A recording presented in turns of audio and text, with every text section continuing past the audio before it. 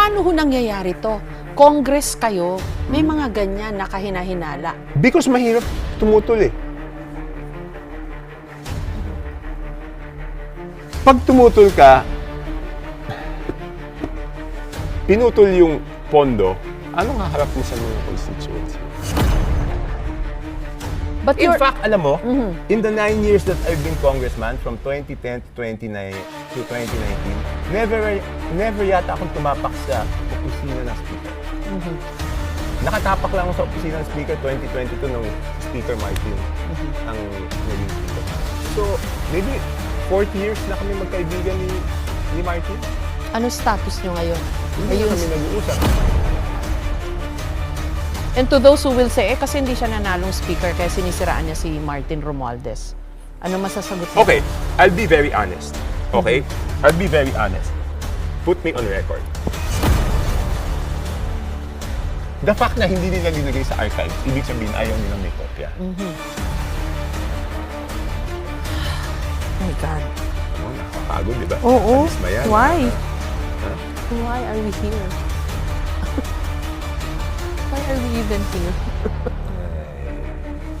This is large scale. Tama. Hindi mo sinindikato yung buong gobyerno. Kaming mga congressman, pag nakita namin yung budget sa NEP, magre-request kami ng extra para sa distrito namin. Pag nag-grant yung request, for example, ako, Congressman Toby Tiangco, nag-request ako. Sa records, pag nag-grant yung request ko, ang lalabas na requestor or proponent is si Ikaw. Toby Tiangco at mapupunta sa distrito ng Navotas. Doon sa records ng Kongreso, meron doon na worth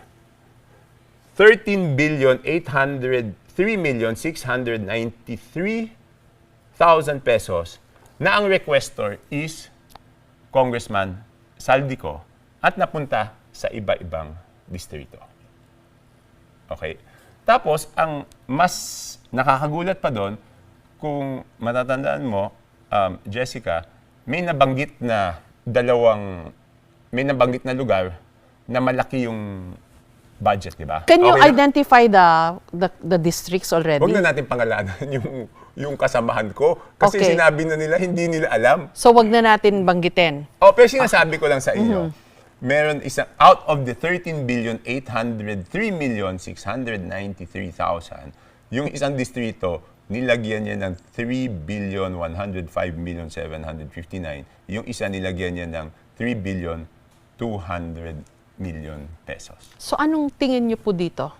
Hindi, What was dapat- Zaldico doing? Dapat ipaliwanag niya bakit unang-una, bakit siya may discretion over this amount of money. 'Di ba dapat yung congressman mas alam niya kung ano yung kailangan niya. At tulad ng sinabi ko, pag pinagbigyan yung request namin, nakasulat doon kami ang requestor at doon yung distrito. Pero ito, lahat yan, yung 13 billion na yan, siya ang requestor. Ito pa, yung dalawang party list associated to him, Yeah.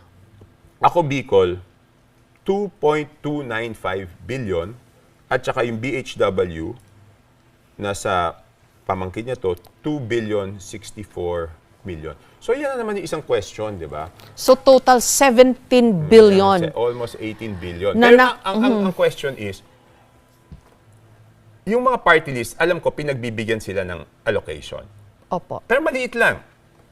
Kung di ako nagkakamali, hindi ko alam. Kasi nahiya naman ako magtanong-tanong, di ba? In the amount of magkano? Mga siguro 100, 150. If I'm wrong, dun sa mga party list na kasama ko, kung mali po ako, correct niyo ako. Yan ang alam ko. Hindi usual yung 2 billion. Hindi, 60 nga silang party list itong dalawa. Oho. Pinagpala, di ba? Nakakuha ng 4 billion. 2 billion each. It's not usual. Tama po. Hindi.